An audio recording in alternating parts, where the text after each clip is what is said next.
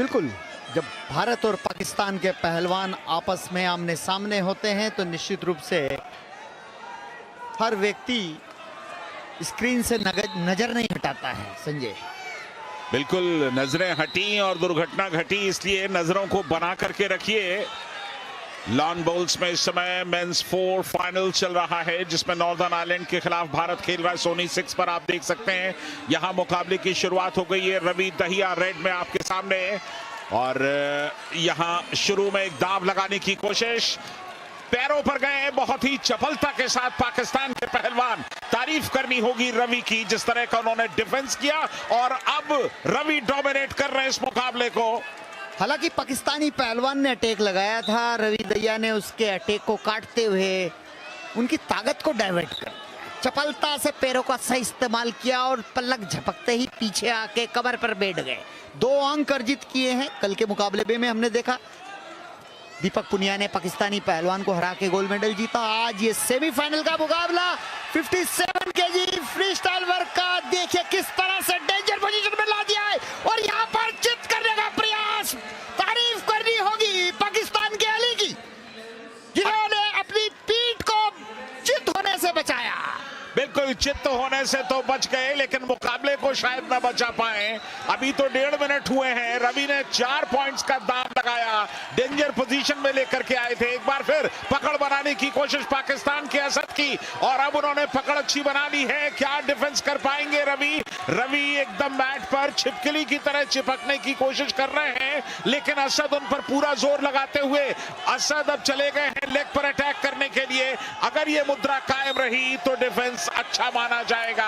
बढ़िया डिफेंस किया यहां पर रवि दहिया ने, लेकिन 2 पॉइंट असद के नाम चले गए। असद के लिए बड़ी उपलब्धि है। रवि दहिया के ऊपर 2 अंक अर्जित करना बहुत ही बड़ी बात है। और लेकिन ओहो, इस बार आराम से बगल डूब किया, 2 अंक लिए, और मुझे लग रहा है यहां मैच समाप्त कर देंगे क्या? बिल्कुल, उसकी पूरी संभावना है। एक पलट है, ये इंतजार कीजिए। पकड़ तो बन गई है। 10-2, यानी कि अब 8 पॉइंट का फासला है। पहले दौर में अब भी 45 सेकंड का वक्त बाकी है। वापस बीचों बीच जाने के लिए कहा गया है। रवि दहिया भारत के एक बेहतरीन पहलवान, इसमें कोई शक नहीं। स्वर्ण पदक के सबसे बड़े दावेदार, ओलंपिक में रजत जीत चुके हैं, वर्ल्ड चैंपियनशिप में ब्रॉन्ज जीत चुके हैं। काफी एक से एक बढ़ करके इन्होंने प्रदर्शन किए इस समय, लेकिन अब 30 सेकंड बाकी इस पहले दौर में।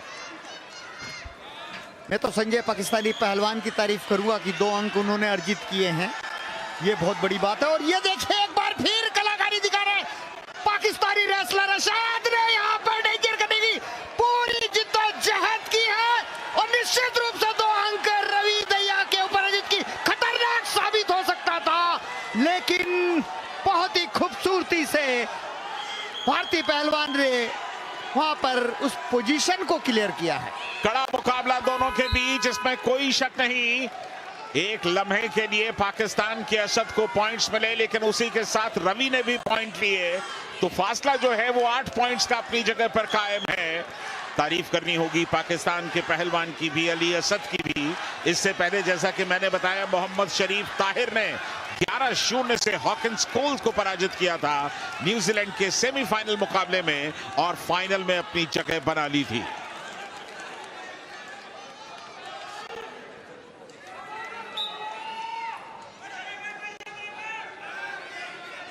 रवि दहिया को हल्के में नहीं लेना चाहिए पाकिस्तानी रेसलर को, यहाँ पर पूरा दमखम लगाना चाहिए। ये कॉमनवेल्थ का प्लेटफॉर्म है, कुछ भी हो सकता है। और अब मुझे लग रहा है अगले 3 मिनट में रवि दहिया समझ गए हैं कि मुझे हल्का नहीं समझना चाहिए।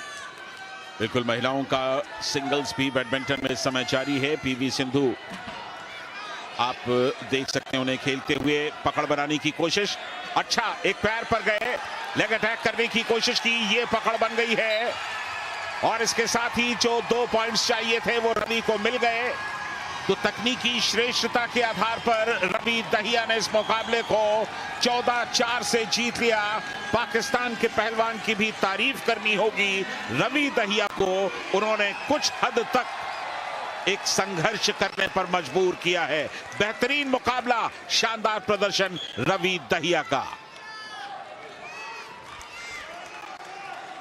और इसी जीत के साथ रवि दहिया ने फाइनल में प्रवेश कर दिया। ये वो क्षण, अंतिम क्षण जहां पर रवि दहिया ने अंक लिए हैं। तो रेसलिंग के मैच से अब चलिए क्रिकेट पर वापस